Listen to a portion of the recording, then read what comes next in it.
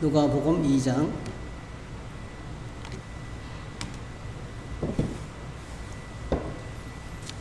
누가복음 2장 오늘 1절에서 14절까지 보겠습니다. 누가복음 2장 1절에서 14절.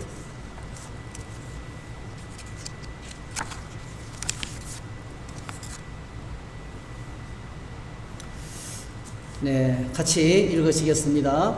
그때에 가이사 아구스도가 영을 내려 천하로 다 호적하라 하였으니 이 호적은 구레뇨가 수리아 총독이 되었을 때에 처음 한 것이라. 모든 사람이 호적하러 각각 고향으로 돌아가매 요셉도 다윗의 집 족속이므로 갈릴리 나사렛 동네에서 유대를 향하여 베들레헴이라 하는 다윗의 동네로 그 약혼한 마리아와 함께 호적하러 올라가니 마리아가 이미 잉태하였더라. 거기 있을 때에 그때에 해산할 날이 차서 쳐다들라 강보로 싸서 구유에 뉘었으니 이는 여관에 있을 곳이 없음이르라. 그 지역의 목자들이 밤에 밖에서 자기 양떼를 지키더니 주의 사자가 곁에 서고 주의 영광이 그들을 두루 비추매 크게 무서워하는지라. 천사가 이르되 무서워하지 말라. 보라 내가 온 백성에게 미칠 큰 기쁨의 좋은 소식을 너희에게 전하노라.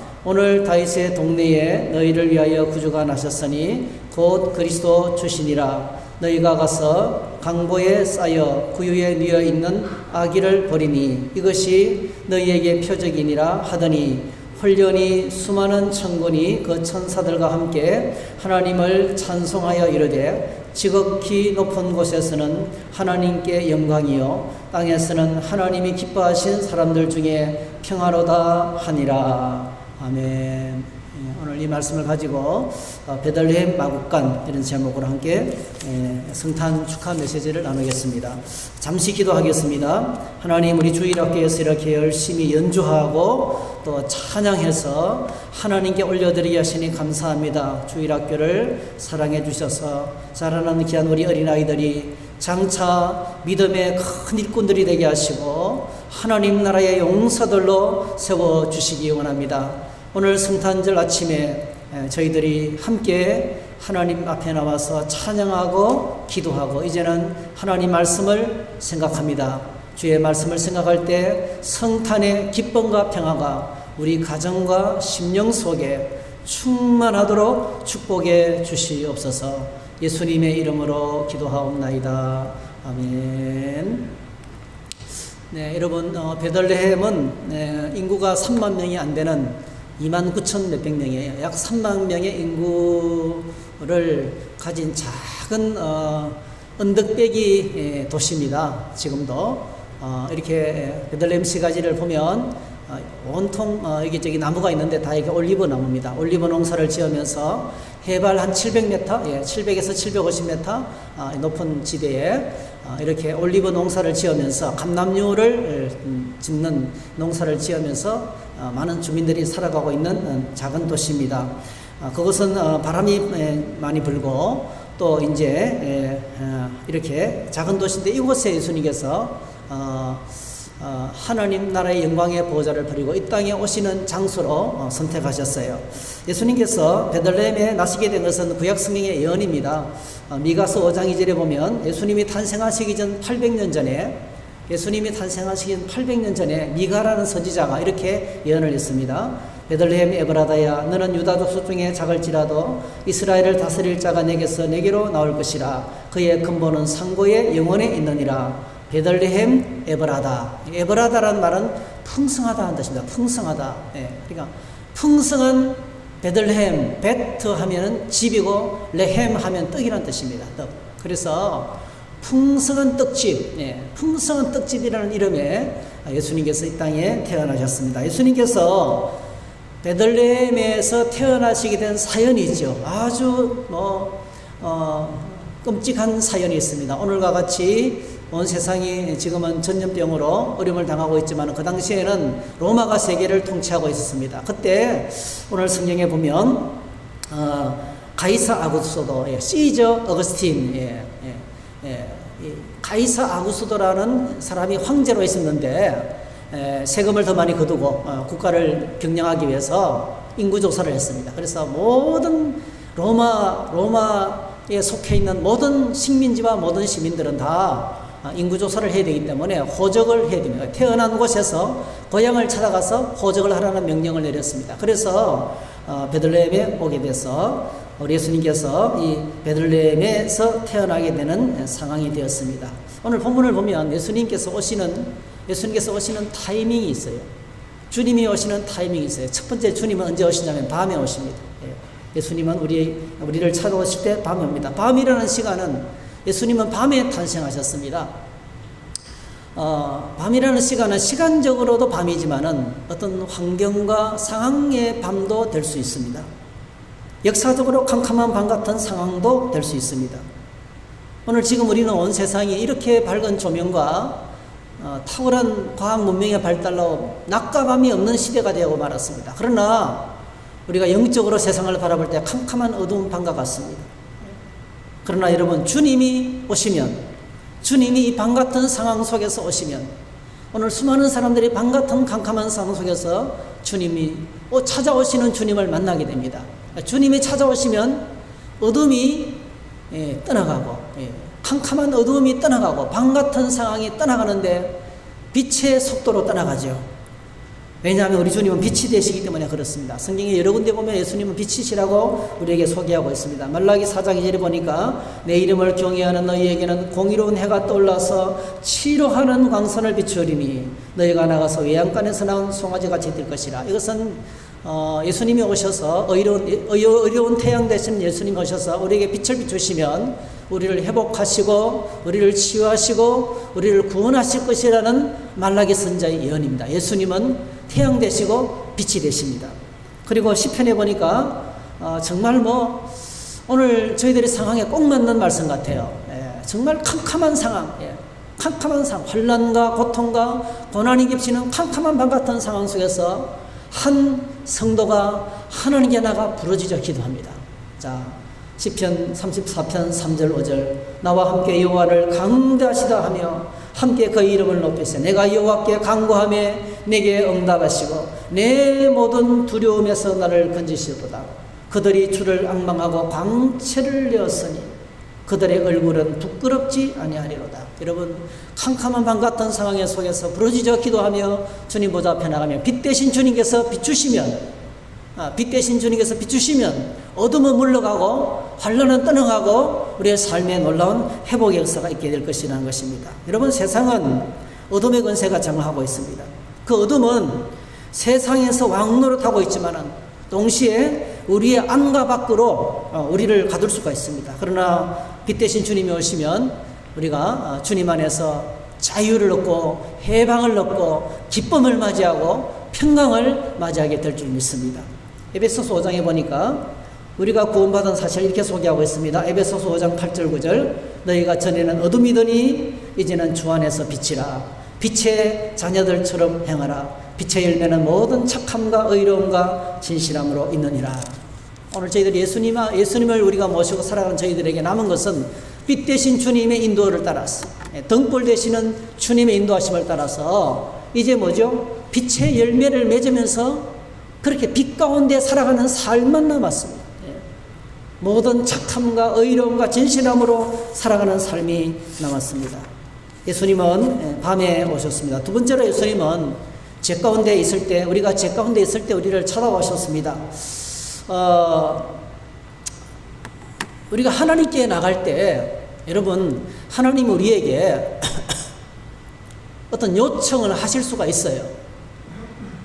이런 자들만 하나님께 나올 수 있다라고 요청하실 수가 있어요. 우리가 하나님 앞에 나갈 때 오늘 보십시오. 이제 누구나 지금 오늘은 예배당에 아무나 올 수가 없어요. 예배를 진행하는데 필요한 인원들만 올 수 있는 조건이. 그러니까 하나님께 나갈 때는 조건처럼 어떤 조건을 제시할 수 있어요. 하나님께서. 예를 들면 하나님께서 누구든지 나를 만나기를 원하거든 자신의 죄 문제를 다 처리하고 와야만 만날 수 있다. 죄 있는 자는 나를 만날 수 없다. 나는 거룩한 하나님이다. 이렇게 선포하시면 어떻게 될까요, 우리 여러분? 우리가 하나님의 은총과 은혜를 맛볼 수도 없어요. 하나님의 은총과 은혜하고는 아무 상관이 없어요. 자, 자기의 힘으로 노력을 해가지고 다 자소성가 해가지고 길을 닦고 혼자서 열심히 살아라. 예. 군자는 대로행이다. 예. 우리의 삶은 전부 다 내 하기 나름이다. 이렇게 자기 혼자 힘으로 열심히 살고 그리고 어느 정도 수준에 오른 사람은 내한테 올 수 있다. 이렇게 자격과 공로와 능력을 제한해서 하나님만을 만날 수 있다면 하나님께 나갈 수 있는 사람이 누가 있겠어요? 여러분, 성경은 놀랍도록 이렇게 말씀하고 있습니다.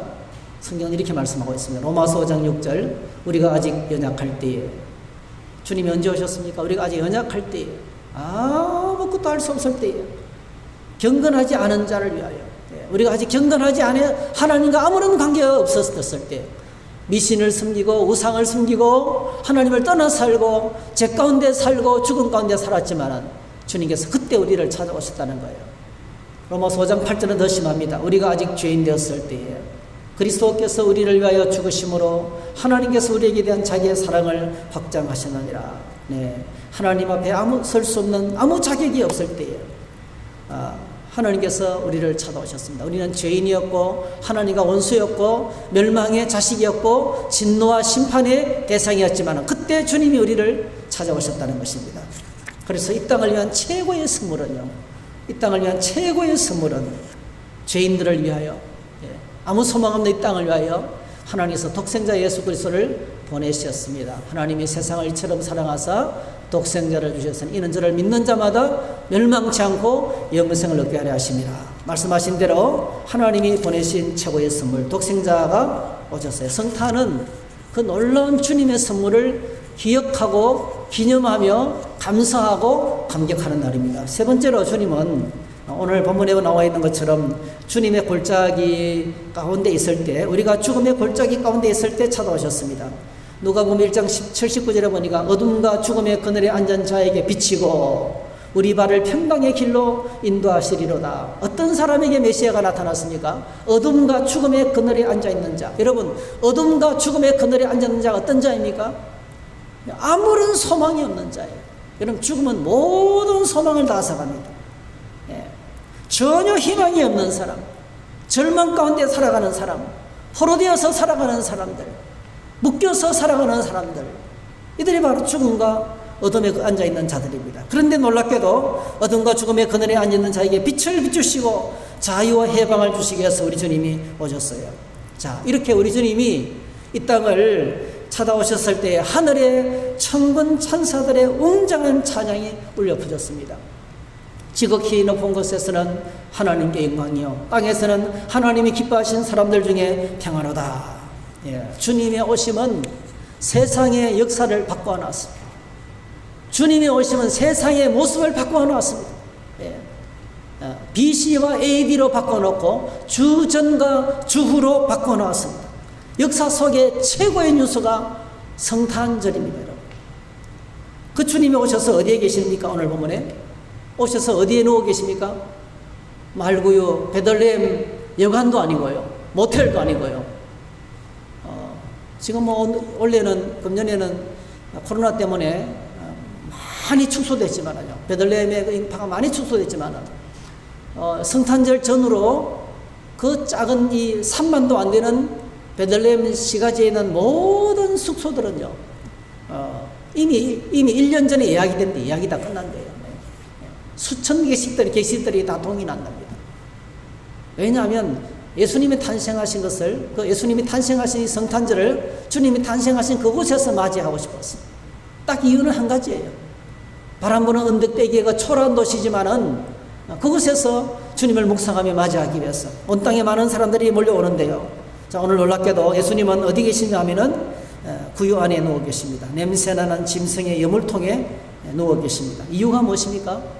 성경은 이유를 딱 두 가지로 오늘 압축하고 있어요. 첫 번째 이유는 누가복음 2장 7절에 보니까 처다들라 강보로 싸서 구유엔이었으니 이는 여관에 있을 곳이 없으리라. 여관에 있을 곳이 없습니다. 예수님이 도착했었을 때에 마리아와 요셉이 도착했을 때에 주님을 잉태한 마리아가 이 베들레헴에 도착했을 때 이미 모든 여관이 풀로 차버렸어요.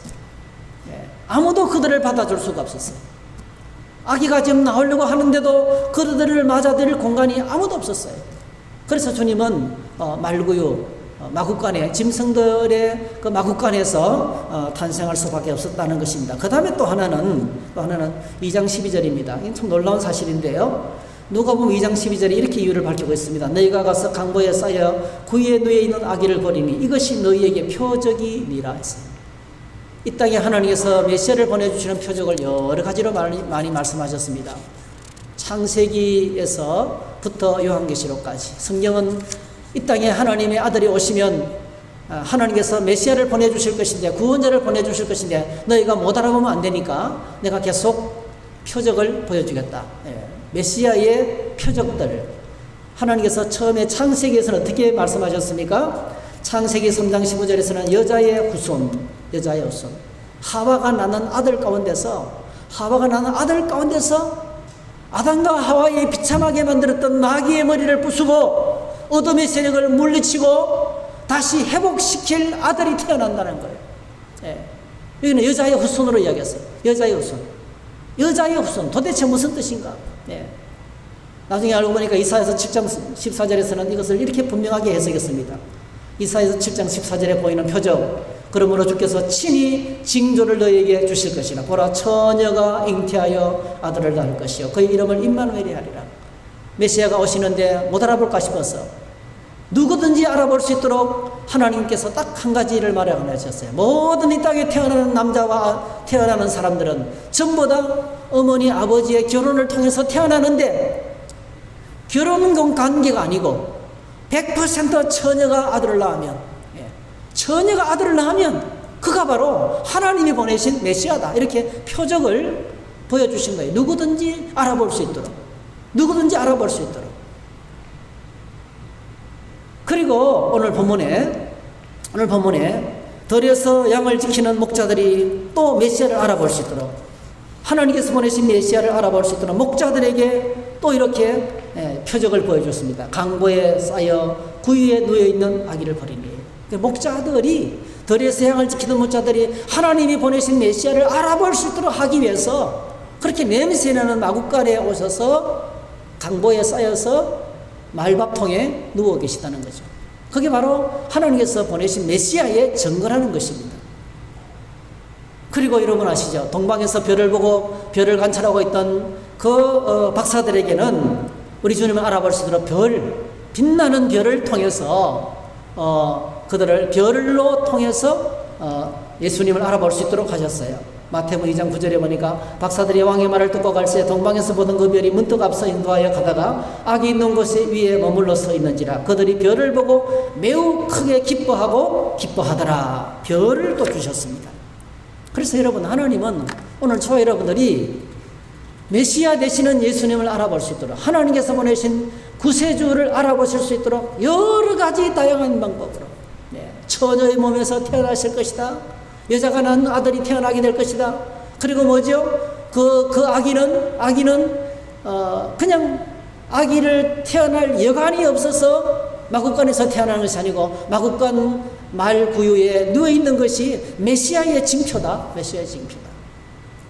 그것도 모자라서 뭐죠? 하늘에서 별을 관찰하던 동방의 박사들이 와서 또 그를 뭐죠? 메시아께 경배할 수 있도록 친절하게 인도하셨던 것을 보게 됩니다. 여러분, 만왕의 왕 되신 예수께서 당연히 오셔야 되면 어디로 오셔야 될까요? 왕이 오시는데 어디로 모셔야 될까요? 이 세상에서 가장 화려하고 가장 좋은 곳으로 모셔야 되겠죠. 적어도 뭐 별 5개짜리 호텔에 모셔야 되겠죠. 적어도 아니면 이 이스라엘 땅이면 이스라엘 땅에서 가장 화려한 곳이 어디예요? 가장 화려하고 가장 귀한 자리가 어디입니까? 왕궁이겠죠. 왕궁. 왜 왕궁 속으로 모시지 않고 이렇게 가장 천한, 낮고 천한 베들레헴, 그것도 뭐 큰 도시도 아니에요. 올리브 농사나 지으면서 살아가는 사람도 몇 명이 되지 않는 그 작은 마을에, 그것도 냄새나는 마구간 말구유에 예수님이 오셔야만 했을까요? 사실 여러분, 그 당시 왕은요, 헤롯 왕이었어요. 헤롯왕. 유대왕 헤롯왕 때예요. 헤롯왕은 유대인이 아니었지만은 유대인이 왕이 되었습니다. 로마의 권력에 충성하겠다고 다짐하기 때문에. 여러분, 왕의 세계는 왕의 세계는 정치의 세계죠. 정치의 세계는 지금도 우리가 보고 있잖아요. 그 속에는 거짓과 겉모술수와 음모와 그리고 비겁한 것들로 가득 차 있는 것이 정치의 세계예요. 헤롯은 권력을 지키기 위해서 수단 방법을 가리지 않는 사람입니다. 그는 자기의 권력을 지키기 위해서 누구든지 의심이 되면 이놈은 믿을 만한 것이 못된다면 제거하는 거예요. 자신의 권력에 방해되는 것이 나타나면 무조건 제거하는 거예요. 눈물도 피도 없습니다. 아내도 죽였어요. 아들도 죽였어요. 자신의 권력을 위해서. 무섭죠? 예수님 당시에 태어났던 어린아이들도 다 죽였어요. 그는 예수님이 땅에 태어났다는 소식을 들었을 때에 왕으로 오셨다는 말을 듣고 예수님의 출생이 자신의 권력을 흔드는 존재로 착각했어요. 자신의 권력에 도전이 되는 것으로 오해했어요.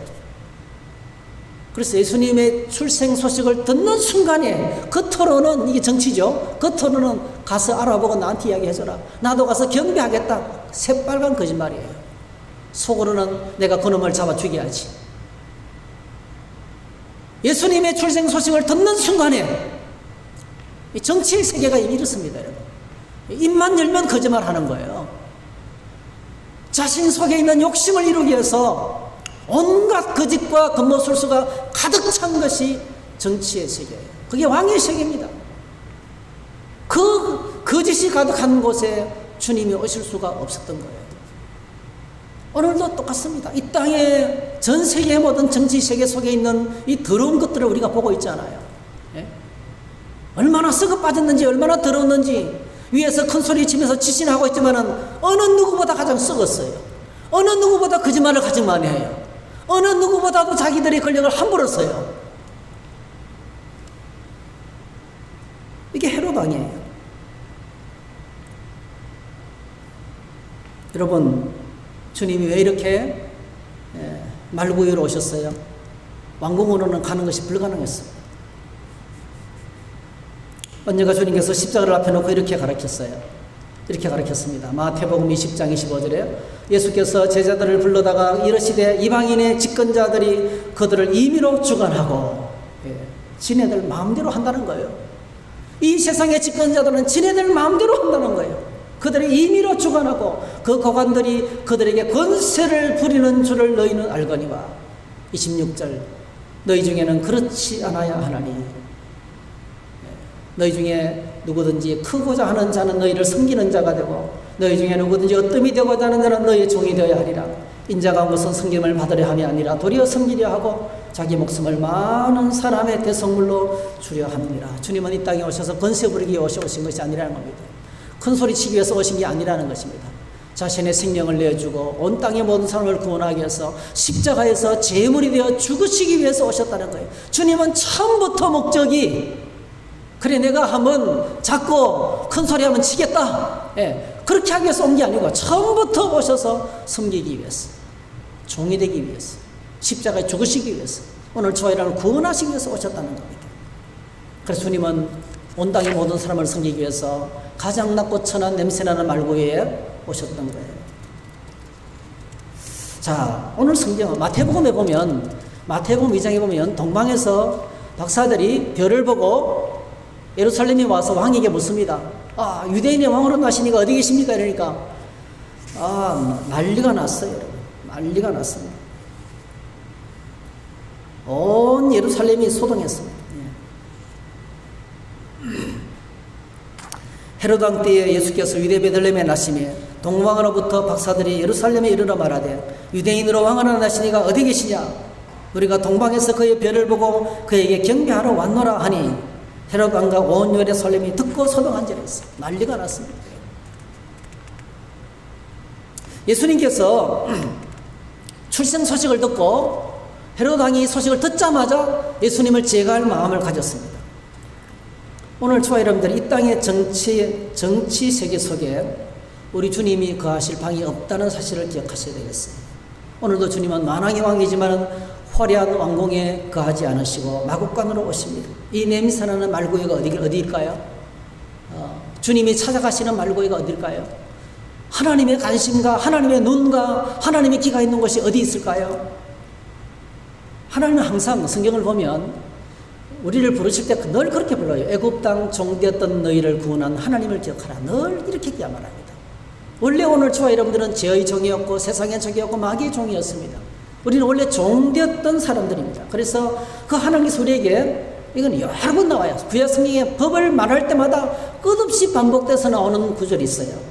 신명기 10장 17절 너희의 하나님 여호와는 신 가운데 신이시며 주 가운데 주시오 크고 능하시며 두려우신 하나님이시라. 사람을 외모로 보지 아니하시며 뇌물을 받지 아니하시고 고아와 가부를 위하여 정의를 행하시며 나그네를 사랑하여 그에게 뜻과 옷을 주시나니 너희는 나그네를 사랑하라. 전에 너희도 애굽 땅에서 나그네 되었다. 너는 이 땅에 비참한 종들을 사랑하라. 전에 너희도 애굽 땅에서 400년 동안 종들이 되었다. 그 세상의 종으로 있던 우리들이 하나님의 은혜로 하나님의 자녀가 됐는데 하나님의 자녀들에게 계명을 주실 때마다 이것을 한두 번 부탁한 게 아니에요. 계속 반복했어. 신명기 24장에 보니까 너는 애굽에서 종되었던 일과 내 하나님 여호와께서 너를 거기서 속량하신 것을 기억하라. 이러므로 내가 내게 이 일을 행하라 명령하노라. 내가 밭에서 곡식을 벌 때에 그 한 몫을 밭에 잊어버렸거든. 다시 가서 가져오지 말고 나그네와 고아와 가부를 위하여 남겨두라. 그리하면 네 하나님 여호와께서 내 손으로 하는 모든 일에 복을 내리시리라. 다시 말씀드리면 오늘 수많은 사람들이 냄새나는 낙고가는 것 같이 그렇게 천하고 역하고 고통당하고 어려움을 당하는 종 같은 사람들이 너무나 많이 있습니다. 오늘 하나님의 마음과 관심이 그렇게 냄새나는 마구간에 있다는 거예요. 오늘 우리가 하나님의 관심, 이 성탄절을 맞이해서 하나님의 관심, 하나님의 긍휼, 하나님의 마음은 왕궁에 있지 않고 이 초월한 마구간에 있다는 것을 우리가 생각했으면 좋겠습니다.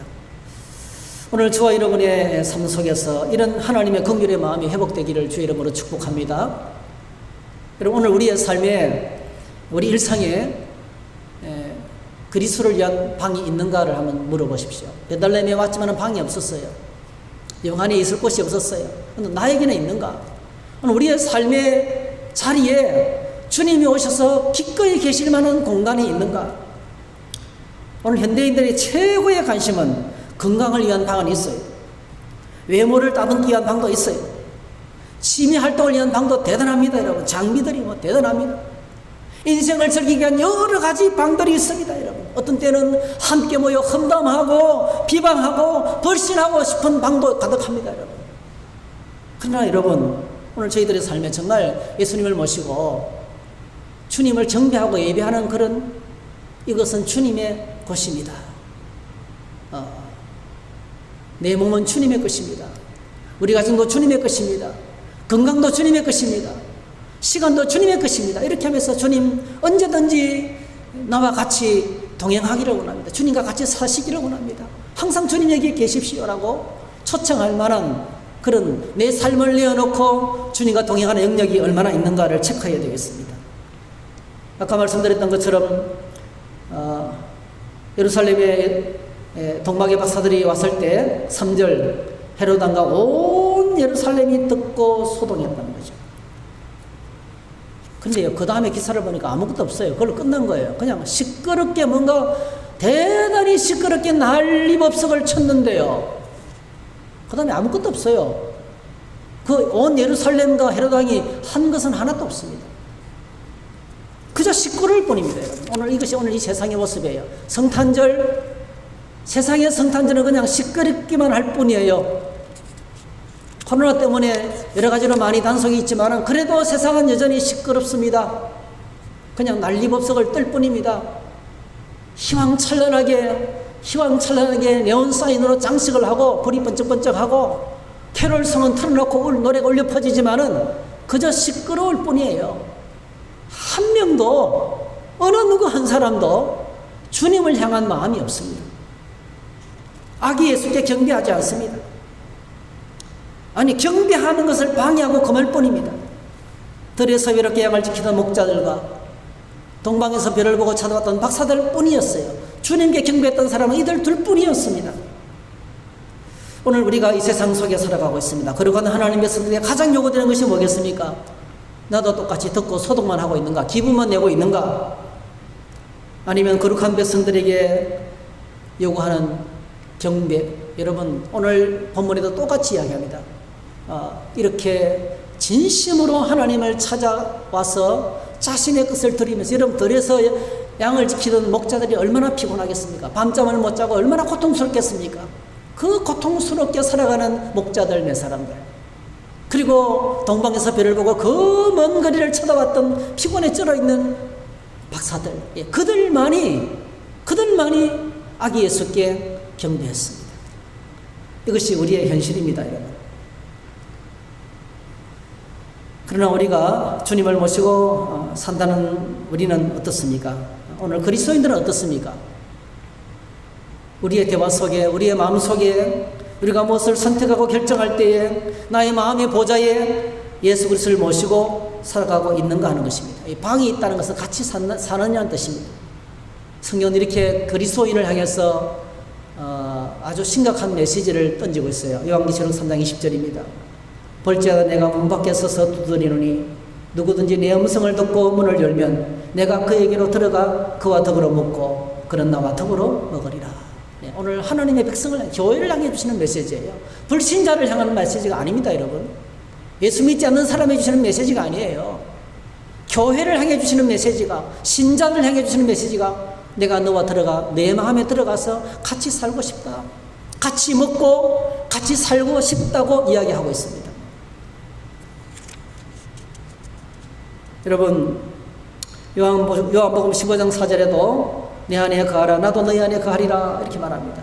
같이 거하고 싶다, 주님께서 우리에게 내가 너와 같이 살고 싶다 이렇게 말하고 있는 것입니다. 여러분, 가장 빛나는 성탄절은 냄새나는 마구간에 오신 예수님의 첫 번째 성탄절이었습니다. 이거는 잊을 수 없는 역사적인 사건이었습니다. 그런데 우리 인생에 잊을 수 없는 역사적인 성탄절은 어떤 것입니까? 비록 내 마음이 때때로 더러울 때가 많아요. 나의 삶이 하나님 앞에 마구간처럼 될 때가 많이 있습니다. 자격 없습니다, 우리는. 하나님, 나는 주님을 모실 만큼 거룩하지도 않고요, 내 생활도 온전하지도 않고요, 이것저것 부족한 것이 참 많이 있습니다. 그럼 놀랍게도 여러분, 마구간 같은 곳이라 할지라도 주님을 초청해서 영접하고 예수님과 같이 살기를 시작하면은 놀랍게도 우리가 있는 그 장소가, 주님을 모신 그곳이 영광스럽고 거룩한 하나님 나라가 될 줄 믿습니다. 내 주 예수 모신 곳이 그 어디나 하늘나라. 초막이나 궁궐이나 상관없이 주님을 모시고 살아가는 그 장소가, 빛 대신 주님, 이 땅에 태어나신 그 주님이 함께하신 만왕의 왕 되시고 하나님 나라의 통치자가 되시는 그 주님을 모시고 살아가는 그것이 하나님 나라의 임재가 된다는 것입니다. 이것이 오늘 저와 여러분들을 향하신 하나님의 뜻입니다. 우리가 마음의 문을 열고 주님의 음성을 듣고 주님을 내 마음의 중심에 모시고 이제부터 주님을 모시고 살아간다면 그것이 하나님 나라가 임하는 것입니다. 하나님 나라의 왕 계신 예수님께서 다스리시는 것이 우리 마음이시고 가정이고 일터고 이 세상이 되는 것, 이것이 바로 우리를 향한 하나님의 비전이고 하나님의 가장 큰, 지금도 변함없이 계속되는 하나님의 간절한 소원인 것을 기억했으면 좋겠습니다. 이 말씀을 마지막으로 읽고 말씀을 마치겠습니다. 여러분, 로마서 10장 9절 10절 우리 다 같이 한번 읽었으면 좋겠습니다. 시작. 내가 만일 내 입으로 예수를 주로 시인하며 또 하나님께서 그를 죽은 자 가운데서 살리신 것을 내 마음에 믿으면 구원을 받으리라. 사람이 마음으로 믿어 이에 이르고 입으로 시인하여 구원에 이르느니라. 구원은 주님과 같이 사는 겁니다, 여러분. 더불어 먹고 마시고 거하고 주님 안에 거하고 주님 안에 주님과 같이 거하는 것이 구원입니다, 여러분. 이 구원의 놀라운 은혜를 이 성탄절에 저희들이 누렸으면 좋겠어요. 그래서 여러분, 사실은 성탄절은 1년에 한 번 있는 게 아니고요, 날마다 매일같이 계속되어야 됩니다. 할렐루야. 날마다 매일같이 예수님 모시고 사는, 주님 오십시오, 이 하루도 주님과 함께 살기를 원합니다. 예수님 모시고 사는 내 자신, 주님 모시고 사는 우리 가정, 예수님 모시고 사는 내 삶의 현장, 그렇게 될 때 그것이 바로 날마다 매일 계속되는 성탄절, 그 성탄의 큰 기쁨과 감격이 저와 여러분의 생애 가운데 늘 계속되기를 주의 이름으로 축복합니다. 할렐루야. 예, 한번 기도하겠습니다. 사랑의 주님, 감사합니다. 얼굴과 얼굴을 보고 예배하지는 못하지만은 이렇게 온라인으로 우리 있는 삶의 현장에서 주님 모시기를 원하는 간절한 마음을 담아서 성탄절 예배를 함께 드리게 하시니 감사합니다. 이 시간에 우리가 마음문을 열기를 원합니다. 하나님, 주님을 내 마음 가운데 모시기를 원합니다. 내 삶의 중심에 모시기를 원합니다. 입술로 시인하고 마음으로 믿기를 원합니다. 그래서 하나님의 구원의 풍성한 은혜, 그리스도께서 주시는 놀라운 은혜를 저희들이 누리기를 원합니다. 그리고 영원토록 하나님을 경배하고 예배하는 하나님의 친백성으로 살아가도록 저희들을 축복해 주시옵소서. 온 세상이 난리 법석을 떨면서 어려움을 당하고 있지만은, 그러나 저희들 흔들리지 않고 변함없이 들의 세상을 지키는 목자와 같이, 또 별을 보고 주님의 탄생을 축하하기 왔던 동방의 박사들과 같이 주님 앞에 경배하고 예배하는 하나님의 거룩한 백성으로 매일매일 살아갈 수 있도록 축복해 주시옵소서. 예수님의 이름으로 기도하옵나이다. 아멘.